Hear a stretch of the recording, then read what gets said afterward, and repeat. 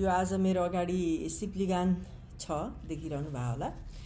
यो सिप्लिगानको थुप्रै फाइदाहरू छन्। स्वास्थ्यमा पनि यसले अत्यन्तै महत्त्वपूर्ण सुप्रभाव पार्छ। सिप्लिगानको रुखको बोक्रा क्यान्सर लगायत विभिन्न रोगमा औषधिको काम पनि गर्छ भन्ने सुनिएको छ।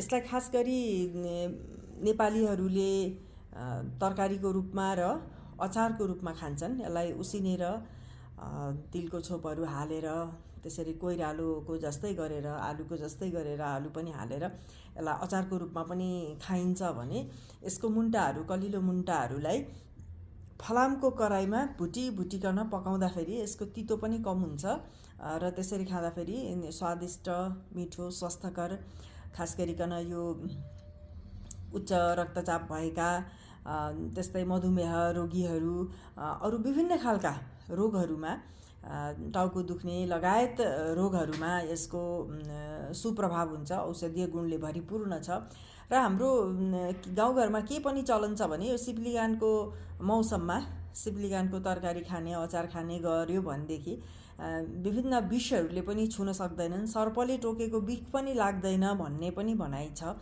त्यसले गर्दाखेरि यो सिजनको मौसमको तरकारी सबैले खानु होला र कतिपय व्यक्तिहरूलाई आवश्यक छ मनपर्छ भने काठमाडौँमा मसँग सम्पर्क गर्नुभयो भने प्राप्त गर्न पनि सकिन्छ। मेरोमा यसको रुख छ, कति फल्छ कति पलाउँछ मुनाहरू, त्यो अनुसार मैले यताउति आफूले खाएर नसकिएको बाँड्ने पनि गरेकी छु।